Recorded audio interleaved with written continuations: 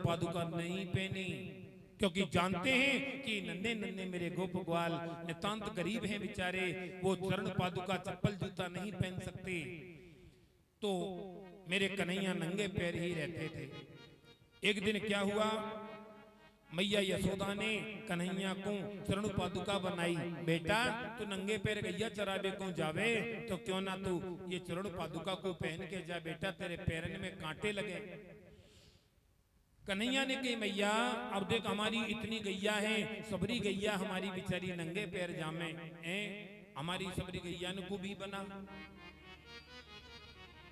और मैया इतने गोप ग्वाल हैं नितांत बेचारे काऊ की सामर्थ्य नाए, वे भी नंगे पैर जामे मैया मैं चरण पादुका नहीं पहनूंगो।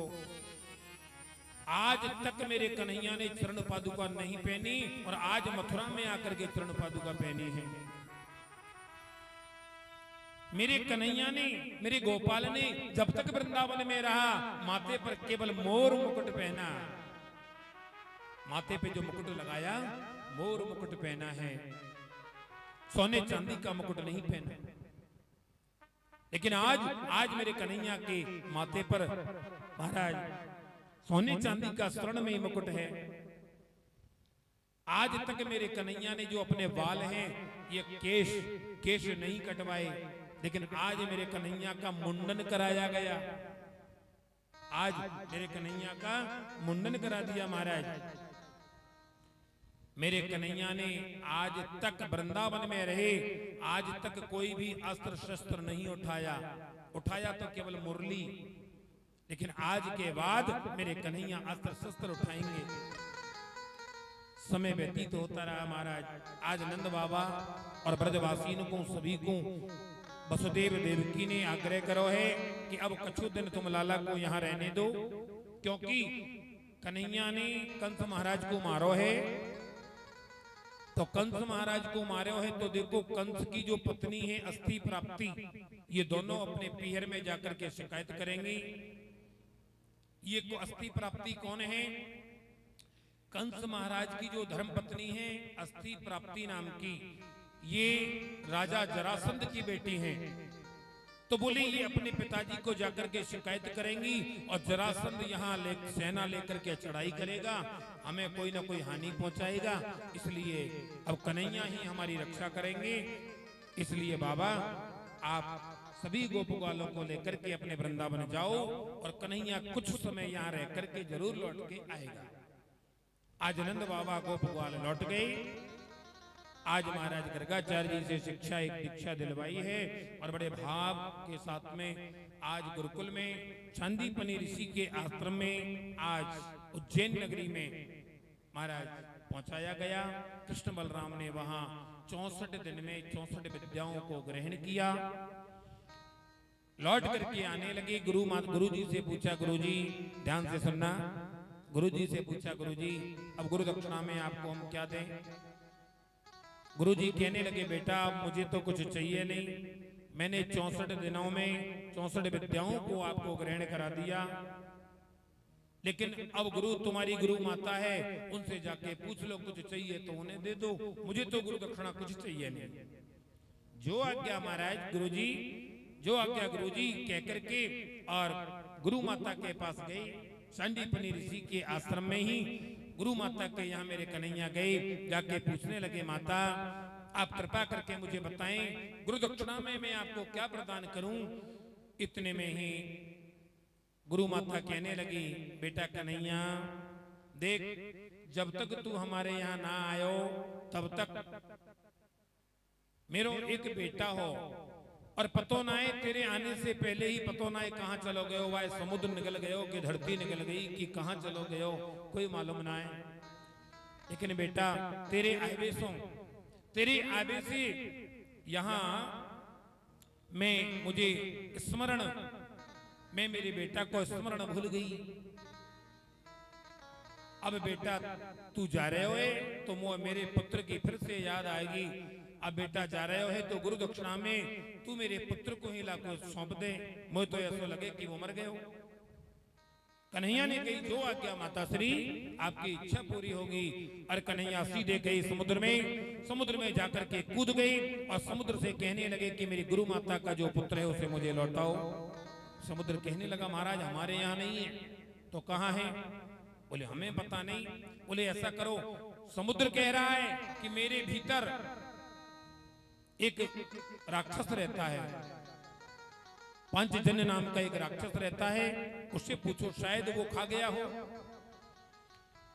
मेरे कन्हैया वहां गई और उस राक्षस से पूछा, शंकासुर नाम का जो दैत्य है, राक्षस है, उससे पूछा कि तुमने मेरे गुरु पुत्र को देखा, तुम्हारे यहाँ आया? बोले महाराज हमें मालूम नहीं है।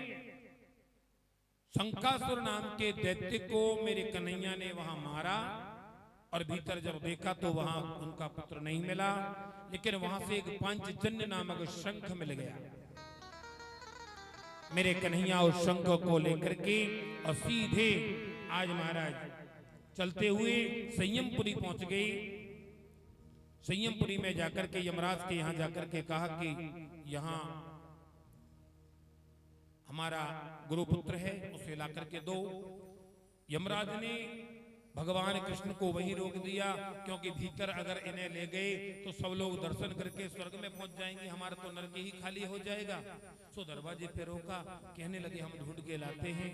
ढूंढ करके उस पुत्र को लाए, कहने लगे जी इसके ये पाप कर्म हैं, इतने पुण्य इतने पाप। मेरे कन्हैया ने कह दिया जो भी पाप पुण्य है सबको यही क्रॉस करो, इसके खाते को ही बंद करो, इसे हमें सौंपो। और गुरु पुत्र को वहां से लेकर के आए और गुरु माता को सौंप करके, गुरु माता ये आपका पुत्र, समर्पित करके गुरु दक्षिणा में, और लौट करके भगवान कृष्ण बलराम मथुरा में आए। मथुरा में जैसे ही आए, आज मैया यशोदा की याद आने लगी है मेरे कन्हैया को। देवकी माता को पता है कि ये मेरा जो कनुआ है, मेरो लाला है, मेरो कन्हैया है। याकू मैया यशोदा गोकुल में नित्य प्रति ताजो माखन खवावे ही, तो क्यों ना आए आज माखन खवाना चाहिए। तो आज माता देवकी थाली में माखन मिश्री लेकर के आई, और जैसे ही कन्हैया के सामने आई, सो महाराज आज मेरे कन्हैया को मैया यशोदा की याद आ गई। मेरे कन्हैया की आंखों में आंसू आ गए। माता देवकी के हाथ से माखन लिया और मैया तो चली गई, लेकिन उद्धव जो है मेरे कन्हैया के मित्र हैं, उद्धव जी से कहा कि उद्धव मुझे ब्रज छोड़ा नहीं जाता। और उद्धव से क्या कह रहे हैं? उद्धव मोहे ब्रज बिसरत नाहि, उद्धव मोहे ब्रज बिसरत नाहि। हंस सुता को कलरव सुंदर, हंस सुता को कलरव सुंदर, और गंजन की छाही। उद्धव मोहे ब्रज बिसरत नाहि। मेरे कन्हैया ने कह दिया कि उद्धव मुझे ये ब्रज छोड़ा नहीं जाता, मुझे मैया यशोदा की याद आती है, गोपियों की याद आती है, ब्रज बामाओं की याद आती है, गैयाओं की याद आती है, वृक्षों की याद आती है, भूमि की याद आती है। अब कैसे करूं? आज देखते ही देखते मेरे कन्हैया ने अपने उन अश्रुओं से, जो अश्रु बहे, उन अश्रुओं से एक पत्र लिखा, और पत्र लिख करके और उद्धव को दे दिया। उद्धव इस पत्र को लेकर के तुम वृंदावन जाओ। उद्धव को अपना ही पीतांबरी पहना दी, उद्धव को अपनी पीतांबरी, अपने ही वस्त्र पहनाए, अपना ही मोर मुकुट लगा दिया, अपना ही रथ दे दिया। उद्धव ये पत्र लेकर के जाओ, उन ब्रजगोपियों को, ब्रज मामाओं को ये पत्र देकर के आओ। और महाराजा उद्धव आज वृंदावन की ओर चले हैं। चले मथुरा से जब उधव वृंदावन निकटे आया, वहीं से प्रेम ने अपना अनोखा रंग दिखलाया। वहीं से प्रेम ने अपना अनोखा रंग दिखलाया। वहां से जैसे ही चले कि महाराज चलते चलते और जैसे ही वृंदावन का धाम का जो रास्ता आया और वहां से नीचे उतरे, वहां से नीचे उतरी और वहां से पैदल पैदल चलने लगे श्री धाम वृंदावन को। कि उलझ कर वस्त्र कांटों से लगे उद्धव को समझाने, तेरा ज्ञान का पर्दा फाड़ देंगी प्रेम दीवानी। आज उद्धव जैसे ही उतरे हैं पैदल पैदल चलने लगे कि महाराज आज जो वस्त्र हैं वो कांटों में उलझ गए। आज मानो वो कांटे भी आज समझा रहे हैं उद्धव को कि उद्धव तुम जो वृंदावन में जा रहे हो, ज्ञान की पाती लेकर के जा रहे हो, ये ज्ञान की पाती का कोई असर वहां नहीं होगा। मानो आज यह समझा रहे हैं। आज सभी ब्रज गोपियां मिली हैं, नन्हे नन्हे गोप ग्वाल मिले हैं, गोप ग्वाल छुपे हैं झाड़ी में। और महाराज झाड़ी में छुपे हुए कह रहे हैं कि आज कन्हैया आ रहे हो, ये कन्हैया आएगो तो मुंह को निकारेगो जो भी निकलूंगो। सभी ने देख लिया कि आज कन्हैया आ रहे हैं, रथ आ रहा है, पीतांबरी पहने हैं, वही मोर मुकुट है, वारे मेरे कन्हैया। एक ग्वाल तो वृक्ष पे चढ़ गए हो, मोह कन्हैया उतारेगो तो ही उतरूंगो। उद्धव ने जब देखा कि तुमने ऐसा प्रण किया है, उद्धव ने उसे उतारा। सबकी सब मिलकर के आज चले हैं श्री धाम वृंदावन में। जैसे ही वृंदावन में चले हैं, आज उन गोपियों से पूछा कि आप ये बताएं कि मैया यशोदा का महल कौन सा है। नन्हे नन्हे गोप ग्वाल विचार कर रहे हैं। देखो तो सही वर्षों के बाद याद आई और फिर भी लौट करके कन्हैया नहीं आए।